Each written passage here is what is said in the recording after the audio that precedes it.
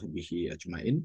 Asyhadu an la ilaha illallah wa asyhadu anna Muhammadan abduhu wa rasuluhu alladzi la nabiyya wa la rasula ba'dah. Alhamdulillah, pertama mari kita panjatkan puji syukur dari Allah Subhanahu wa taala. Shalawat dan salam kita sampaikan pada baginda Rasulullah Shallallahu alaihi wasallam, keluarga, sahabat dan juga umatnya kita semua hingga akhir zaman. Amin ya Allah ya rabbal alamin. Alhamdulillah, pada kesempatan malam hari ini kita bisa bertemu kembali, dan seperti tadi yang sudah disampaikan pada pertemuan pekan yang pertama ya di bulan September ini, kita sudah sampaikan ini adalah bagian akhir ya, jadi bukan terakhir tapi bagian-bagian akhir ya, yang terkait dengan kajian kita terkait dengan kitab Kaifa Hudimat ya Al-Khilafah atau Malapetaka Runtuhnya Khilafah dari penulis Syekh Abdul Qadim Zalum ya rahimahullah. Nah, mudah-mudahan sahabat-sahabat sekalian, Bapak Ibu sekalian,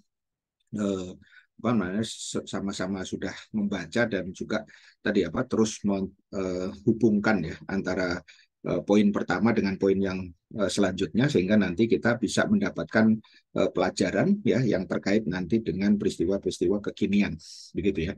Nah, hari ini kita akan masuk ke pertemuan yang ke-16 ya. Jadi nanti mungkin sekitar 20 pertemuan. Jadi mungkin ada 17, 18, 19, 20 ya. Mungkin sekitar itu. Nanti insya Allah kita walaupun ini bagian-bagian akhir, nanti kita akan coba kaitkan ya dengan berbagai persoalan-persoalan yang ada di konteks kekinian. Gitu. Nah, kemudian kita masuk kepada topik bagaimana Kemal Pasha itu menyiapkan pertempuran melawan Yunani. Ya, kita tahu ini nanti terkait dengan Yunani ya, Turki hari ini ya itu dengan Yunani memang ada beban konflik ya masa lalu, karena secara umum dulu Yunani itu ada di dalam kekuasaan Khilafah Utsmaniyah begitu ya, dan kemudian nanti kita lihat sudah kita sampaikan pada beberapa episode sebelumnya ya, Yunani pun kemudian juga pernah melakukan invasi ke Utsmani pada saat itu. Jadi sekali lagi saya ingin menegaskan entitas Turki itu baru ada setelah tahun 1924 gitu ya. Nah, kita lihat ini untuk mereview sedikit bagaimana wilayah Yunani itu dulu adalah masuk bagian daripada kekhilafahan Utsmani ini di sini ya. Sekarang kita kenal dengan ibu kotanya itu di Athena begitu ya, dan dulu Yugoslavia ya yang sekarang ini terpecah dalam beberapa negara ya, ada Bosnia, ada Kroasia, ada kemudian juga Serbia begitu ya, itu juga pernah menjadi bagian dari wilayah Islam. Kemudian di sini ada Rumania begitu ya, dan kita bisa lihat bahwa kekuasaan dari Utsmani ya, kekhilafan Islam yang ada di Utsmani itu memang sangat luar biasa gitu ya, walaupun tadi hari ini tersisa hanya wilayah yang bagian agak terang ini ya. Jadi yang gelap ini adalah wilayah di masa yang lalu ya, termasuk tadi ada sejarah di mana Yunani sekarang itu dulu adalah bagian dari wilayah Islam begitu ya. Nah, ini kalau kita coba zoom lebih besar lagi di sini nanti terkait dengan konflik yang kita bahas di sini Istanbul, di sini ada Izmir ya, ini mengingatkan kembali wilayah-wilayah utama.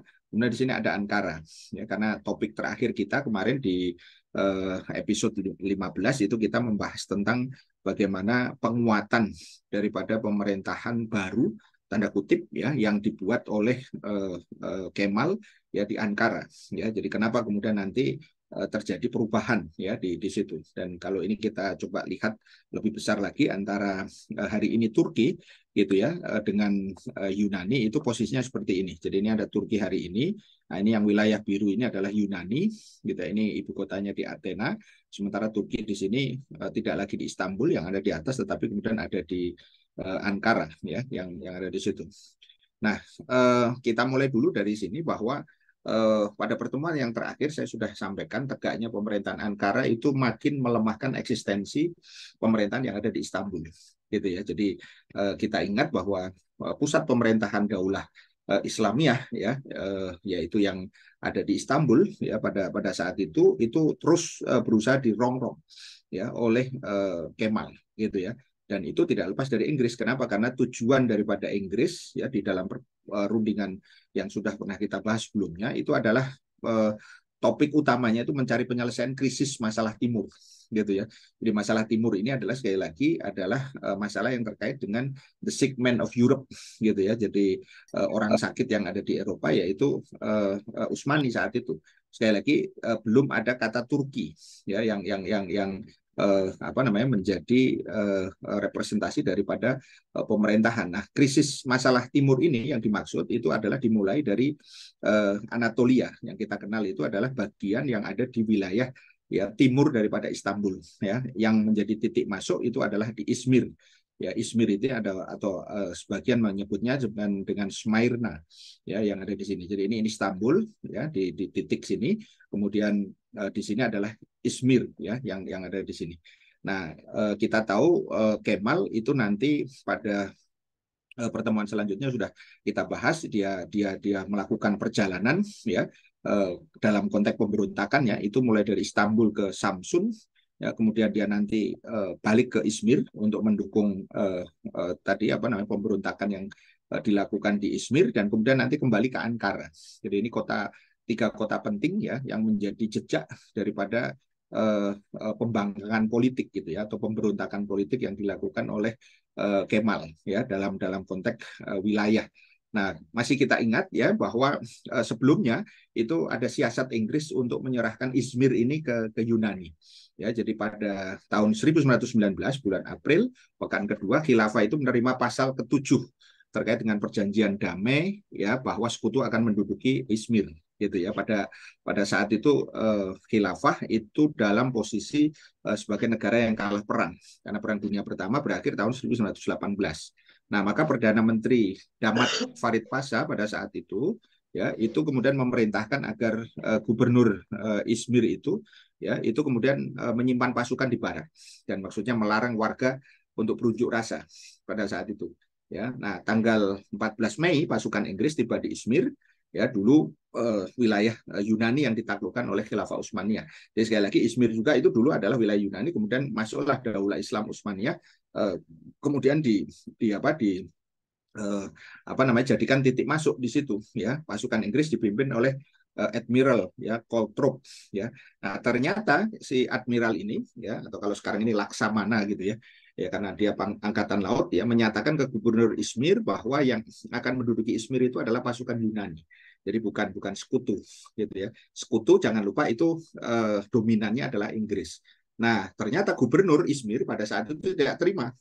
Kenapa? Karena dia tahu bahwa Izmir itu telah ditaklukkan oleh khilafah. Jadi kita bisa kebayang perasaan gubernur ya Izmir pada saat itu ini wilayah khilafah. Kenapa kemudian yang datang ke sini itu adalah Yunani, bukan sekutu sebagai tanda kutip pemenang perang. Nah, maka dia kemudian katakan dia tidak bertanggung jawab atas apa yang akan terjadi. Tanggal 15 Mei, ya 1 hari setelah itu, tentara Yunani benar-benar mendarat ya di Izmir tadi disambut warga Yunani ya karena ada sebagian dari warga Yunani yang tinggal di Izmir kemudian terjadi provokasi ya dan dalam bentuk tembakan ya begitu dan terjadi kerusuhan. Ini yang kemudian nanti menjadi titik awal apa yang disebut dengan perang kemerdekaan antara Turki seolah-olah itu antara Turki gitu ya dengan Yunani gitu karena dianggapnya Yunani itu melakukan invasi kepada wilayah Turki padahal fakta sesungguhnya ya Izmir tadi itu adalah wilayah ya daripada Khilafah Utsmaniyah begitu ya dan itu kemudian atas rekayasa Inggris dimasukkanlah Yunani tadi itu. Jadi ini poin penting yang harus difahami sehingga kita nanti akan bisa memahami konflik ini dengan utuh gitu. Dan pendaratan Yunani tadi di Smyrna tadi atau Izmir tadi tanggal 15-16 ya Mei ya 1919 ya itu akhirnya menimbulkan tadi konflik dan 400 sampai 500 itu tewas ya. Dalam satu data dikatakan bahwa pendaratan tentara Yunani yang awalnya tadi aman gitu ya segera berubah ya menjadi kerusuhan ya dan kemudian akhirnya tentara Yunani semacam punya pembenaran kami diserang begitu ya, sehingga akhirnya terjadi kemudian saling serang, dan perkiraan orang Yunani yang terbunuh itu ada 100, orang Turki antara 300-400 gitu ya, sehingga kemudian terjadilah konflik di antara mereka ya. Konon menurut data itu lebih dari 4.000 orang Turki itu terbunuh selama pendudukan Yunani ya di Smyrna tadi itu, dan ini masih bertambah begitu walaupun ada perbedaan data. Kemudian terjadi apa yang disebut dengan peristiwa pembantaian di Menemen ya tanggal 16-17 Juni, kurang lebih 1 bulan berikutnya. Kemudian pertempuran Aidin tanggal 27 Juni sampai 4 Juli 1919. Yang ini intinya adalah kemudian sama gitu ya, tentara Yunani menduduki kota yang kemudian direbut kembali ya oleh tentara-tentara Muslim ya yang ada di Daulah Utsmaniyah. Sekali lagi kita tidak mengatakan dulu Turki kalau dalam konteks ini. Nah, kerusuhan inilah yang membawa korban dari warga khilafah non Yunani dan dimanfaatkan oleh tentara Yunani tadi untuk balas dendam. Maka tanggal 19 Mei 1919 tadi Kemal kan awalnya ke Samsun ya, kemudian balik lagi ke Izmir gitu ya, ke bawah tadi itu ya, dan kemudian akhirnya pemerintah pusat ya pada saat itu melalui Perdana Menteri Damat itu mencium rencana busuk bahwa Kemal itu sebenarnya tidak ke Samsun, itu hanya kamuflase saja. Tujuan utamanya itu kalau bahasa sederhana itu ngomporin orang yang ada di Izmir gitu ya, untuk apa namanya melawan Yunani tadi itu. Sehingga pada tanggal 16 Mei ya Sultan ya itu berubah pandangan karena mendapatkan info Kemal akan membuat kerusuhan di daerah dan harus dihentikan. Maksudnya dia akan melawan Yunani tadi itu. Nah, ternyata faktanya Inggris tidak menghalangi kedatangan Kemal di Izmir. Nah, Kemal kemudian mengumpulkan para gubernur saat itu, bukan hanya gubernur Izmir saja, mengklaim akan mengambil tindakan atas kebiadaban Yunani, dan itu seolah-olah sudah disetujui pusat. Padahal tadi ya, pusat itu sebenarnya tidak memerintahkan Kemal begitu. Nah, kemudian Kemal mendorong demonstrasi kaum nasionalis. Nah, ini kita cerita sedikit di situ, nuansanya bukan lagi nuansa jihad fisabilillah kalau dalam konteks ini, tapi didorong oleh Kemal dengan nasionalisme Turki ya, mendorong perasaan nasionalisme Turki melawan Yunani, mengungkap kejahatan sekutu ya, dan mengecam pemerintahan pusat gitu ya. Sampai di situ ada tadi isi telegram yang beredar di daerah-daerah di sana, rakyat Turki tidak mungkin hidup ya di bawah pemerintahan yang dikendalikan Eropa sekehendak hatinya dan diperintahkan sesuai dengan keinginan Eropa ya. Gubernur Sinop juga diberhentikan ya oleh Perdana Menteri Damat, dan Perdana Menteri juga memerintahkan Kemal untuk kembali ke Istanbul. Ya, tapi Kemal menolak. Saya akan di Anatolia, yaitu berarti di wilayah timur tadi, sampai kemerdekaan negara tercapai. Maksudnya dari penjajahan sekutu tadi itu. Nah, itu sekilas saya ingatkan kembali tentang konflik awal antara Utsmani ya dengan Yunani. Nah, kita kembali lagi ke topik awal tadi. Kita kembali ke tahun 1921 ke 1922. Ya, peristiwa yang sebelumnya yang sudah kita jelaskan di peninjauan atas perjanjian Sevres. Kita tahu perjanjian Sevres itu ya intinya adalah perjanjian yang menjadi tadi apa kunci ya daripada kemenangan sekutu gitu ya. Inggris itu mendapat bagian paling banyak gitu. Tapi ternyata pada saat itu terjadi peninjauan yang menimbulkan pertanyaan, apa sesungguhnya tujuan Inggris melakukan peninjauan tadi, padahal tadi Inggris itu sudah mendapatkan bagian yang paling besar ya dari Daulah Utsmani tadi itu. Nah, dalam peninjauan perjanjian Sevres di Inggris, ini tempatnya di London gitu ya, itu mereka mengundang dua. Nah, ini yang nanti menjadi muslihat ya daripada Inggris. Dia mengundang dua, pemerintahan Istanbul dan pemerintahan Ankara gitu. Jadi yang satu mewakili pemerintah pusat, seolah-olah pemerintah Ankara ini juga kemudian entitas negara yang lain gitu ya. Nah, harusnya pemerintah Istanbul itu menolak ya pemerintah Ankara tadi, tapi ternyata faktanya dia menerima gitu ya. Nah, Inggris kemudian menggunakan momen peninjauan perjanjian Sevres tadi itu seolah-olah Inggris ingin mendamaikan. Jadi bijak lah gitu kira-kira ya. Inggris itu apa namanya berperan di situ. Namun Kemal ternyata menolak pada saat itu. Ya, hanya Majelis Nasional yang memiliki kedaulatan konstitusional yang seharusnya menjalankan kekuasaan dan hukum di negeri ini. Jadi masalah utamanya itu yang dipersoalkan Kemal tetap adalah kesultanan dan khilafah itu harus dihapus. Tapi yang lain menghendaki sebaliknya. Nah, pada saat itulah Kemal ditekan untuk tetap mencantumkan dalam konstitusi baru ya bahwa kesultanan dan khilafah itu akan tetap dipertahankan gitu ya. Nah, namun Sultan menolak keberadaan daripada Majelis Nasional yang sebelumnya tadi yang sudah terpilih tadi itu, karena kemudian majelisnya itu dianggap orang-orangnya Kemal tadi itu. Sehingga akhirnya Inggris mengirim undangan ke Kemal ya melalui pemerintahan apa namanya Ankara tadi itu. Nah, ketika kedua delegasi hadir, delegasi Sultan itu diwakili Taufik Pasha, delegasi Ankara itu diwakili oleh Bakir Sami Bek ya pada Februari 1921 di London. Nah, di dalam perundingan itu ternyata delegasi Sultan itu menyerahkan hak bicara atas nama kedua delegasi ke ketua delegasi Ankara, ke Bakir Sami Bek tadi. Nah, setelah itu kedua delegasi balik ke Turki karena tadi kan tempatnya di London. Nah, Kemal menolak kesepakatan Bakir Sami Bek dengan Perancis tadi itu, ya. Kemudian terkait dengan pengistimewaan apa namanya Perancis sebagai mitra dagang Turki itu juga kemudian ditolak. Ini yang Taufik Pasha tadi yang utusan dari Sultan. Nah, setelah itu Bakir Sami Bek mengundurkan diri ya dari posisi dia sebagai menteri, gitu ya, menterinya Kemal maksudnya. Kemudian Kemal berunding langsung dengan Perancis dan membuat berbagai kesepakatan. Nah, sejak saat itulah negara-negara Eropa itu kemudian lebih cenderung berunding dengan Kemal. Nah, baik itu sekutu itu adalah Inggris, Perancis maupun juga kemudian Italia. Nah, Kemal juga berhubungan dengan Rusia dan mendukung ya sebaliknya pemerintahan komunis yang ada di Rusia karena setelah peristiwa revolusi Bolshevik ya tahun 1918 itu terjadi perubahan pemerintahan dari Tsar ya Rusia menjadi pemerintahan komunis ya yang kemudian kita kenal nanti dengan USSR ya Uni Soviet Sosialis Republik ya yang ada di situ dengan dukungan dari Perancis, Italia dan Rusia, Kemal itu menentang Inggris dan Khilafah Islam. Jadi dari sini sudah kita lihat gambarnya ya dari apa keseluruhan. Nah, perundingan London tadi ya peninjauan Sevres tadi itu gagal. Kemal mendapatkan dukungan dari Inggris, Perancis dan Italia. Nah, tinggal Yunani yang harus dibereskan. Nah, ini topik kita hari ini, malam hari ini agar kita nanti bisa tahu konteksnya ketika masalah yang strategis itu sudah di apa selesaikan, maka kemudian tinggal Yunani persoalan yang kemudian harus dibereskan. Ya, sekali lagi ini posisi Yunani, ini di sini, ini kemudian Turki hari ini dalam konteks sekarang ya, yang ada di sini, ini Athena, ini kemudian Turki ya, yang ada di situ. Nah, tapi pada saat itu ya Yunani itu kemudian merasa ini apa namanya merasa ketakutan. Kenapa? Karena Eropa itu tidak mendukung mereka.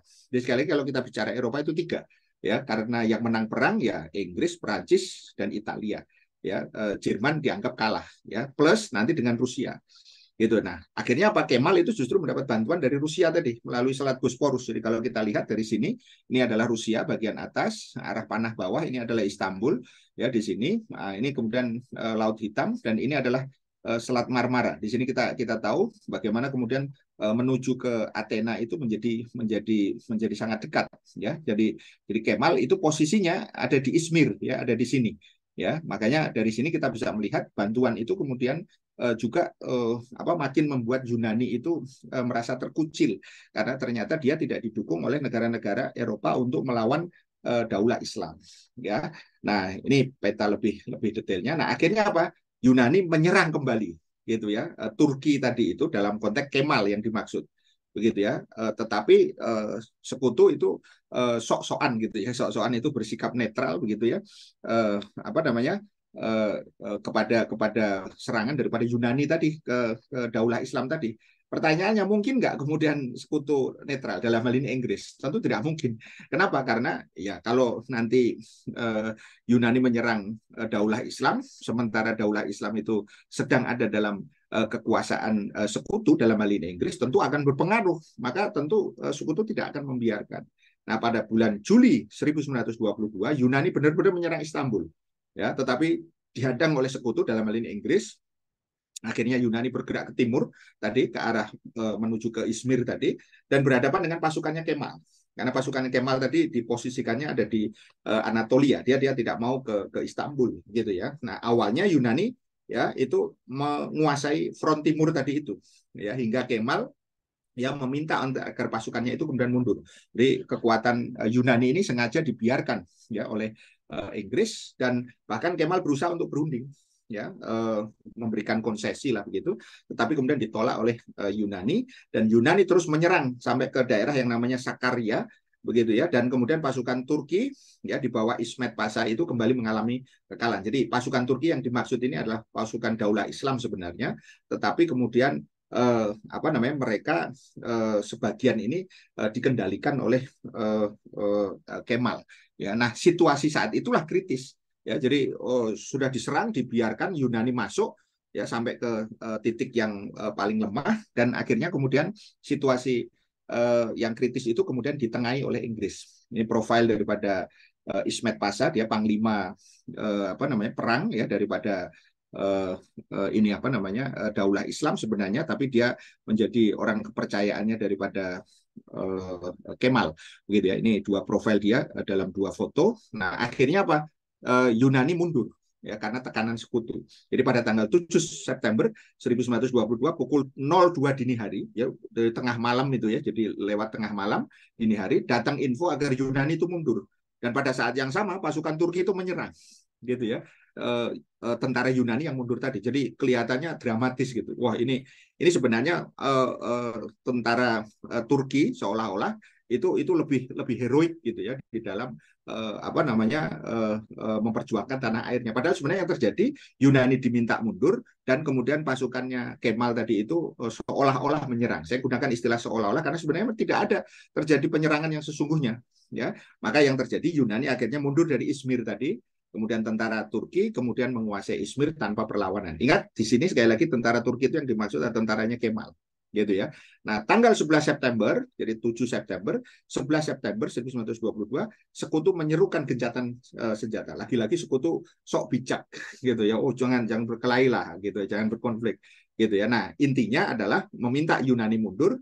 Nah, sehingga kemudian akhirnya perang Yunani dan Turki dalam konteks ini adalah pasukannya Kemal itu kemudian berakhir. Nah, pada titik inilah Inggris itu mempromosikan Kemal secara besar-besaran. Ini yang kemarin sudah saya singgung. Inilah titik yang puncak. Gitu ya. Kemal itu dianggap sebagai pahlawan karena berhasil mengusir Yunani tadi. Inggris memanfaatkan pertempuran Yunani Turki ini sebagai upaya ya agar Kemal ya terus ya fokus untuk menghapuskan khilafah. Dan Kemal ini dicitrakan sebagai penakluk ya sang penakluk gitu ya. Padahal pengusiran Yunani tadi itu adalah sekali lagi adalah sandiwara saja ya. Jadi salah satu indikasinya adalah ketika sekutu itu menetapkan zona netral ya artinya tidak boleh dimasuki oleh kedua belah pihak baik Yunani maupun ini apa Kemal pasukannya Kemal itu menerobos zona netral yang ada di pantai Selat Bosporus tadi yang ada di atas yang ada tanda panahnya tadi dengan Laut Dardanella harusnya dihentikan Inggris tapi tidak terjadi pertempuran. Ya, pada saat yang sama Perancis itu mengirimkan ya Franklin Boylan ya salah seorang utusannya untuk berunding dengan Kemal. Dia akan menyampaikan kepada sekutu. Jadi seolah-olah ini formalitasnya gitu. Jadi pada saat yang sama mereka bertempur di apa namanya di medan perang, utusan sekutu dalam hal ini jalurnya Perancis itu meminta berunding ke Kemal seolah-olah nanti akan menyampaikan pesannya begitu dan kemudian dia apa namanya komplot ya dengan Jenderal Harrington ya ini pemimpin sekutu dari Inggris begitu ya untuk melakukan konsultasi dengan pemerintahan Inggris dan intinya menyetujui penarikan mundur pasukan Yunani dari wilayah Turki khususnya di daerah Tris namanya situ ya sehingga tidak ada lagi tentara asing yang dimaksud adalah Yunani di wilayah Turki tadi sekali lagi di wilayah yang menjadi apa namanya daerah di mana Kemal di situ apa namanya muncul sebagai tadi tokoh begitu ya kecuali hanya tentara Inggris saja.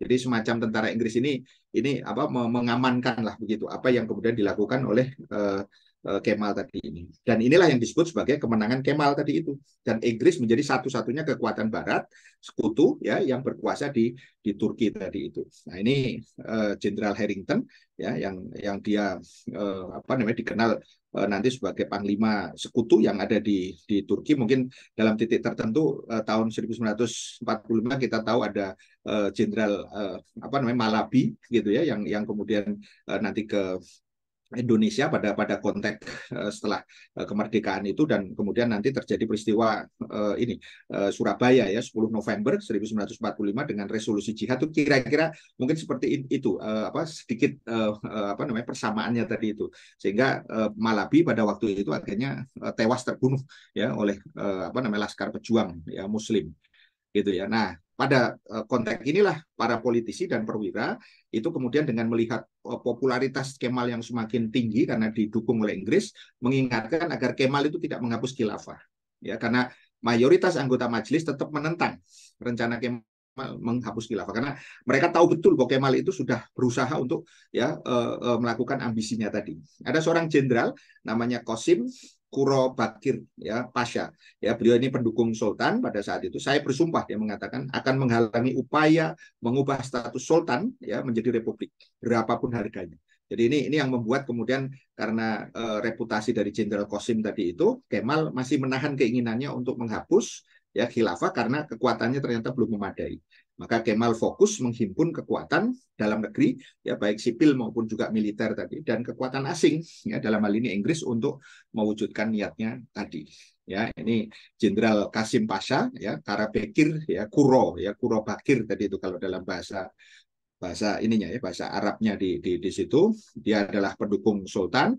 Nah, saya ingin review sedikit urutan Khalifah Utsmaniyah ya. Yang pertama itu adalah dari Utsman bin Urtugul ya, kemudian nanti Muhammad Al-Fatih, kemudian Sulaiman Al-Qanuni. Ini saya skip banyak ya, ini hanya untuk memunculkan waktunya saja, timelinenya. Nah, 1839 masih ingat ada Abdul Majid I, ada Abdul Aziz, ada Murad V, ada Abdul Hamid II, ada Muhammad V ya, Mehmet ya V, Rosyad, Muhammad VI ya, Wahiduddin, dan Abdul Majid II. Nah, di antara sultan yang terakhir tadi itu adalah Muhammad VI ya, Wahiduddin ini. Ini yang kemudian dia memerintah nanti sampai tahun 1922 1 November.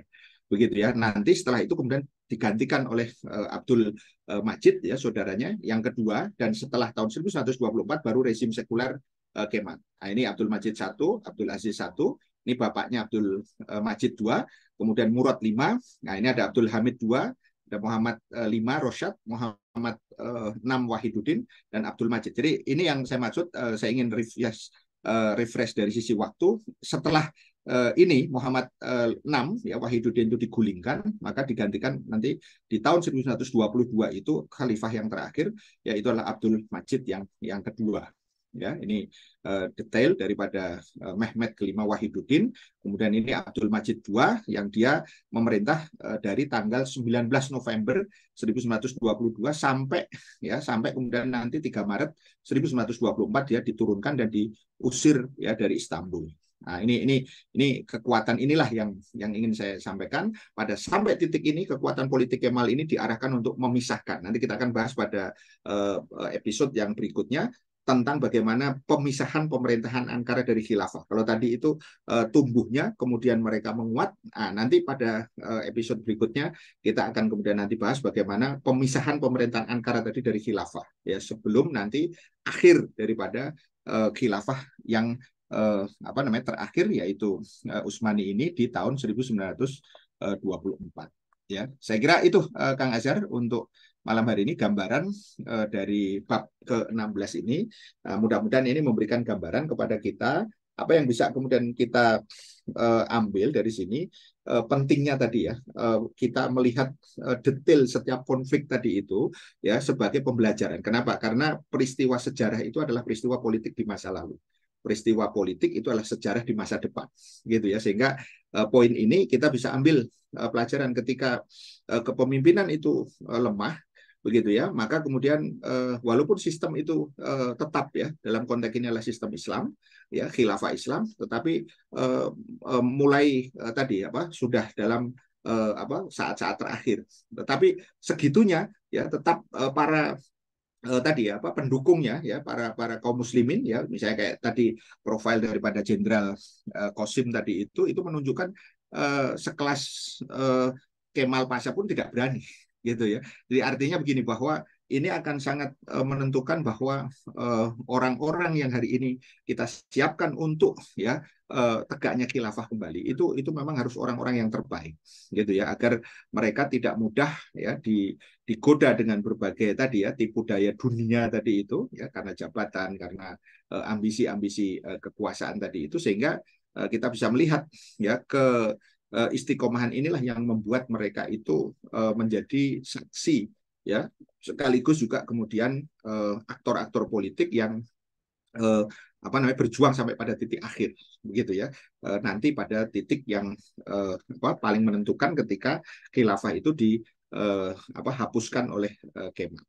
Saya kira sebagai pengantar itu mudah-mudahan nanti bisa dikembangkan di dalam diskusi. Terima kasih. Assalamualaikum warahmatullahi wabarakatuh. Ya, alhamdulillah Bapak Ibu jemaah sekalian, malam ini kita mendengarkan baru saja dari Ustaz berkaitan dengan upaya dari Mustafa Kemal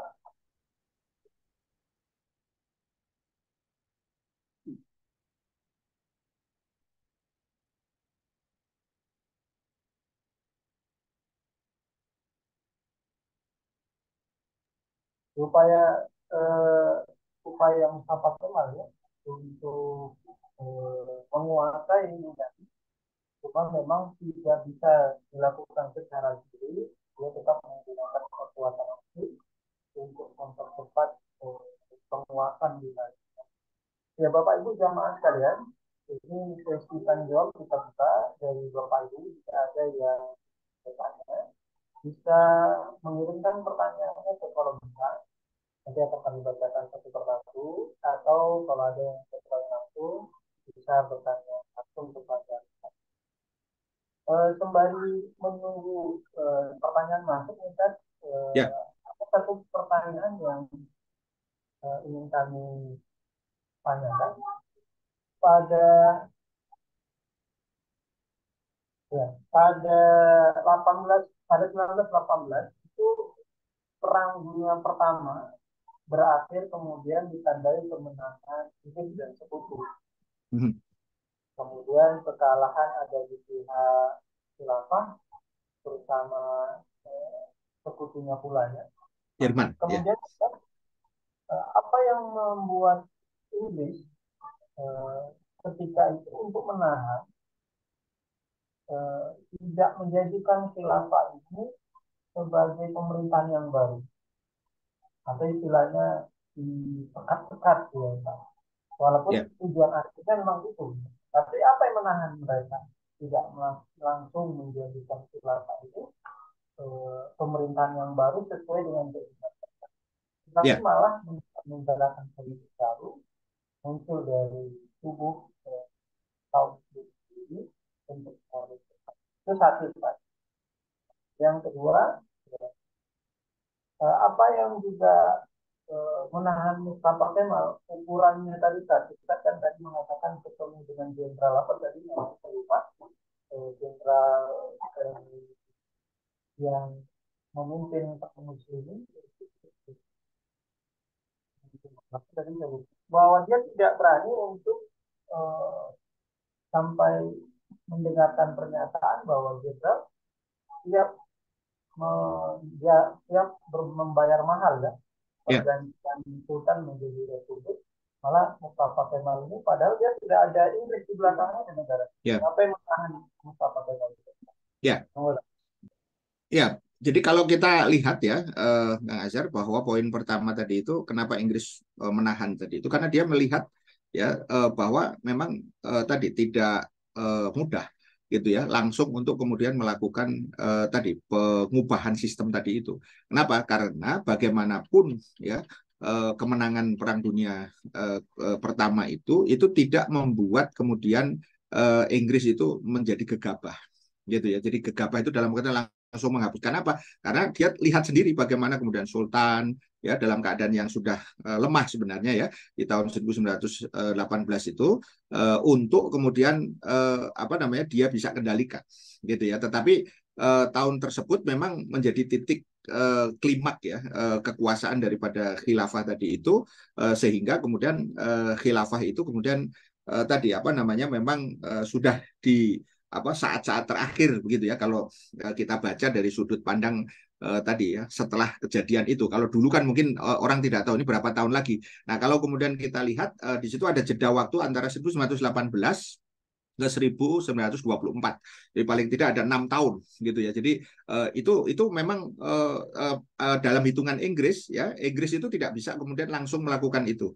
Dan seperti yang sudah saya sampaikan sebelumnya, Inggris itu menggunakan semua taktik ya, baik kemudian yang sifatnya diplomasi ya dalam konteks kekuasaan ya politik ya, melalui tadi mulai dari masalah perundang-undangan ya, kemudian sampai kemudian dia membiarkan ya sepak terjang daripada Kemal tadi itu ya, sampai kemudian yang sifatnya tadi apa namanya istilahnya itu fisik ya, menyerang ya Istanbul. Kita tahu kan Istanbul pun akhirnya sebenarnya di apa namanya istilahnya itu ada di dalam kekuasaan daripada tadi apa namanya Inggris ya, secara real ya, sekutu sebenarnya, tapi sebenarnya dominannya sekutu itu ya Inggris begitu ya, sehingga dari sini kita bisa melihat itu yang membuat Inggris tadi itu mencari cara bagaimana agar kemudian hapus ya khilafah ini itu memang bukan dari dia gitu ya, jadi bahasanya itu dia kemudian main di belakang layar tadi itu gitu ya, dan kemudian akhirnya dia mencari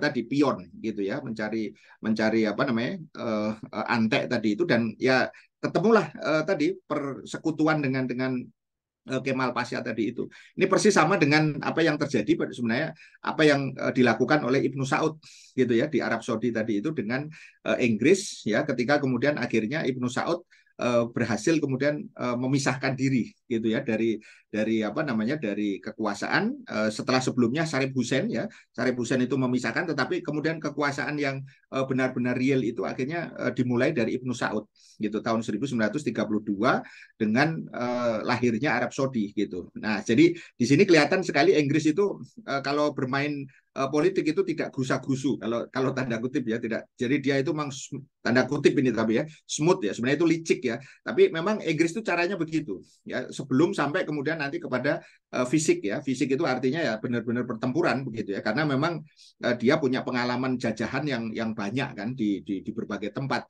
ya, itu sedikit banyak berbeda dengan Inggris atau maaf Belanda ya, kalau dalam konteks kita maupun juga kemudian nanti dengan Amerika gitu. Jadi itu poin yang membuat Inggris itu menahan diri. Jadi dia ingin melihat keruntuhan ini itu bukan karena dia, tapi karena memang diruntuhkan ya oleh orang dalam sendiri. Nah, inilah yang kemudian di poin pertanyaan kedua tadi itu kita sampaikan bahwa kenapa Kemal masih menahan? Ya karena tadi kekuatannya dia ternyata secara politis belum cukup.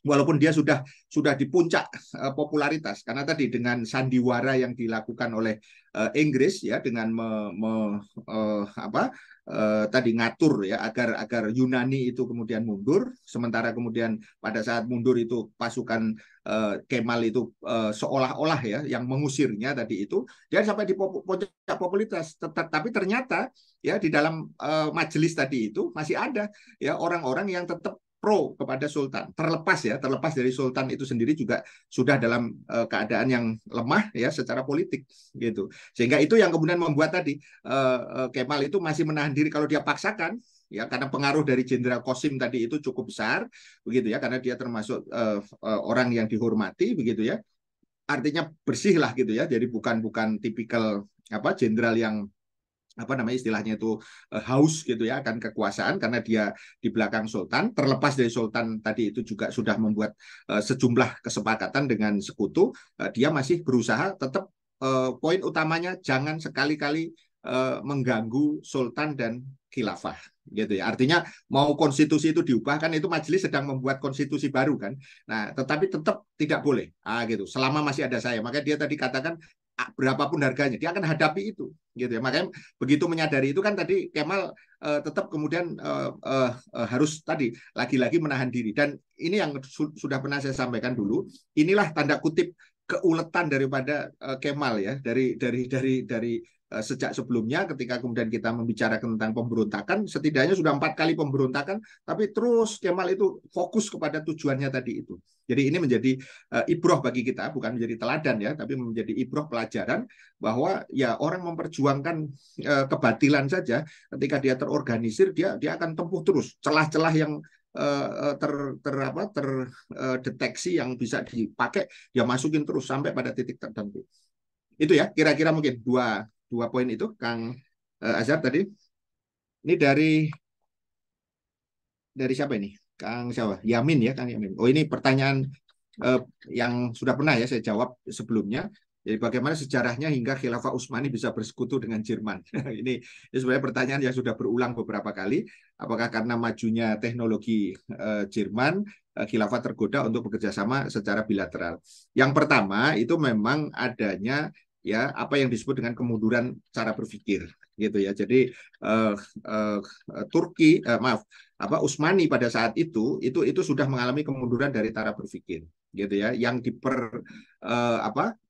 kuat itu hanya hal-hal yang sifatnya fisik, begitu ya. Jadi di situ ada apa yang disebut dengan reformasi militer, gitu ya, yang disebut dengan Tanzimat tadi itu, dan kemudian disitulah militer itu punya semacam tadi apa namanya peran yang kuat untuk mempengaruhi keberadaan sultan.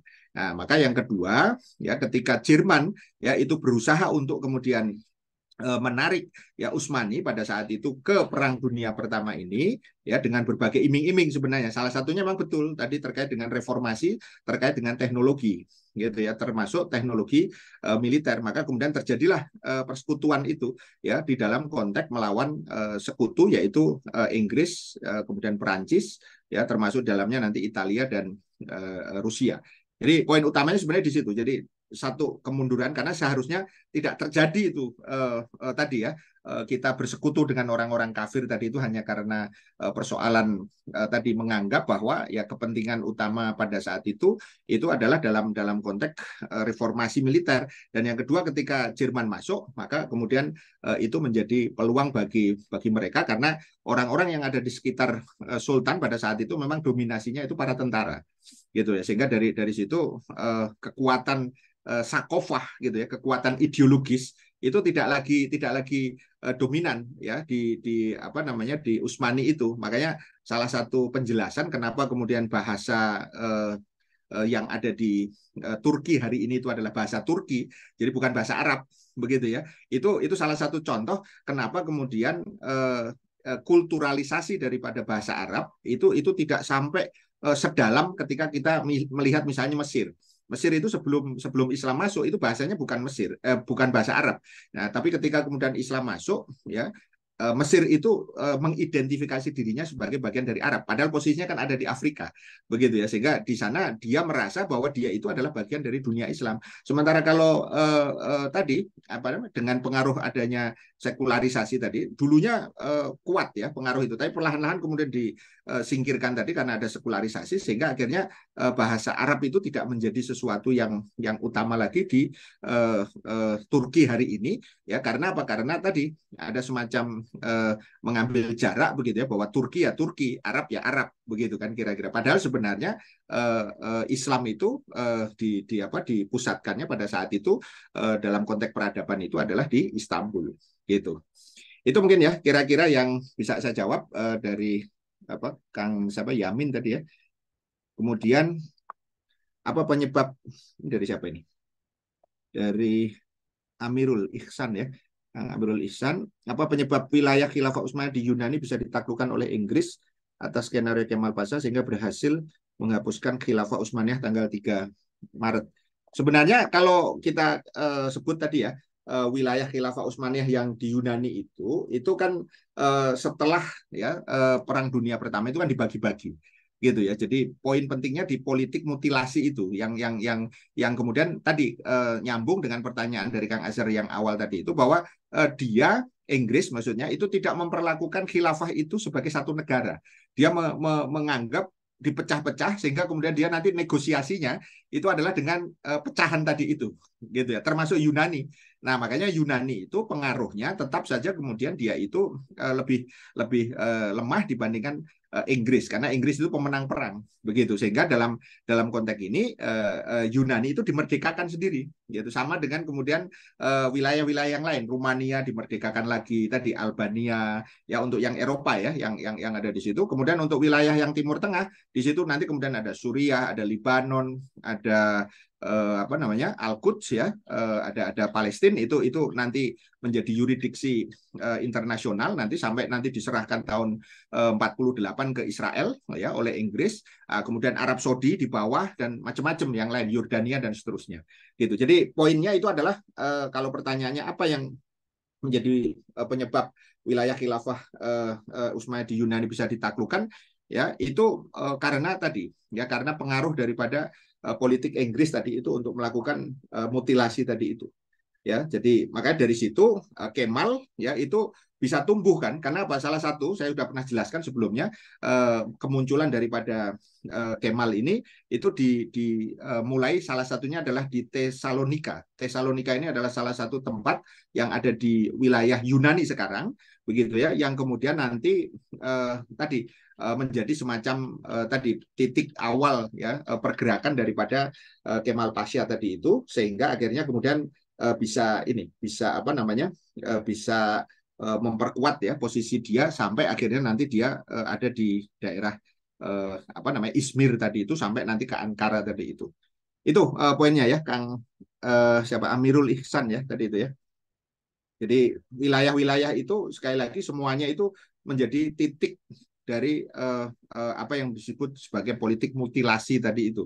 Ya saya lebih suka menyebutnya itu sebagai politik mutilasi tadi karena akhirnya apa? Sisanya itu satu saja yaitu Turki sekarang gitu ya. Jadi ini yang penting untuk kemudian difahami politik pecah belah ini sangat-sangat berbahaya ya. Saya kira itu Kang Azhar. Ya, kita eh, mungkin ini pertanyaan terakhir, Seth, karena memang tidak ada lagi pertanyaan. Satu dari saya, Seth.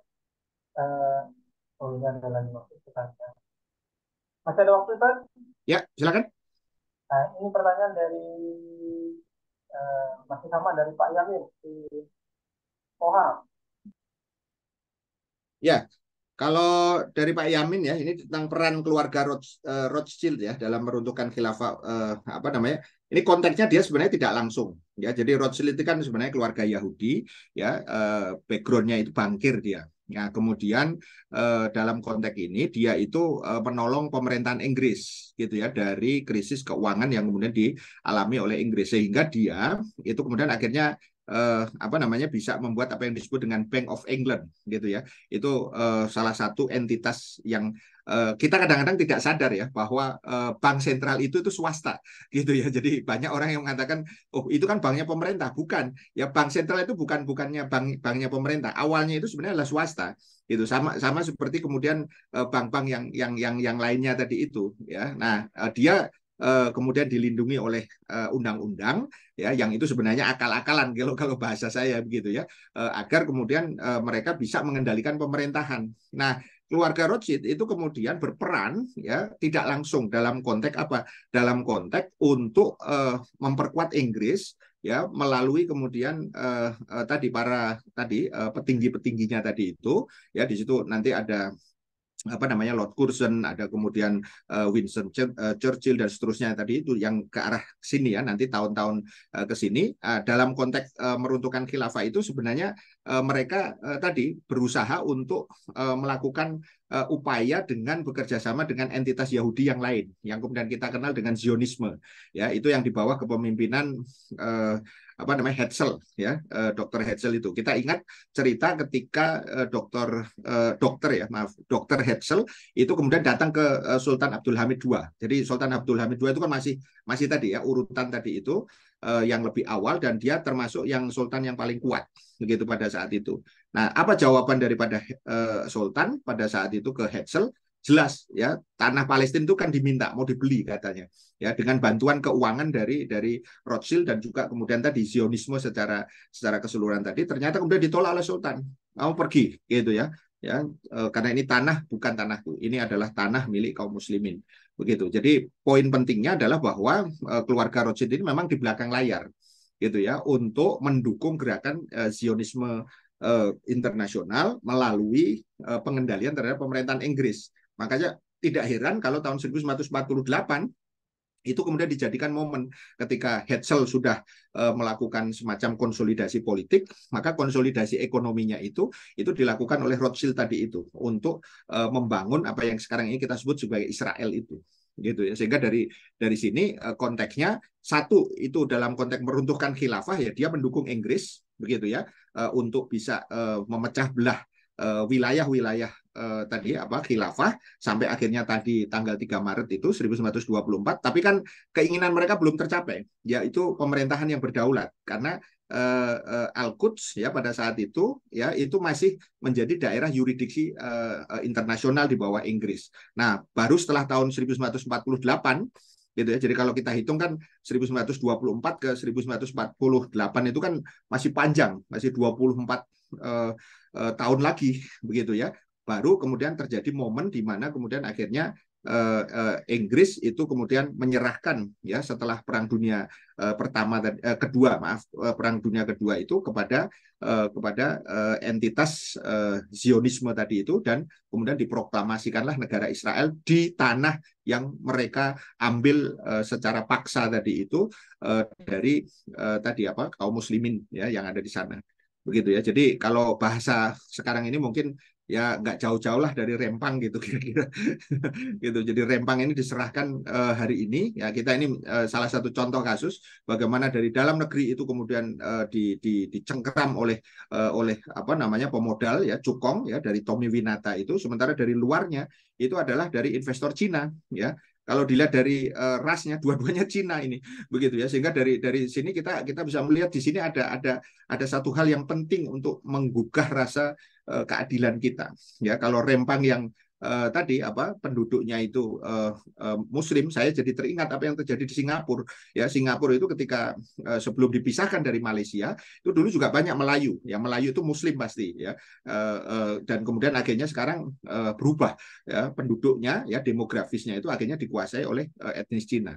Gitu ya. Jadi dan bekerja sama dengan Israel ya ketika di setup itu. Jadi dalam konteks ini sebenarnya ya pola-pola ini berulang terus gitu ya. Makanya untuk kasus yang paling aktual hari ini tentang Rempang itu saya kira menjadi pelajaran jangan sampai kemudian kita tidak peduli begitu ya karena ini persoalannya dimensinya jangka panjang.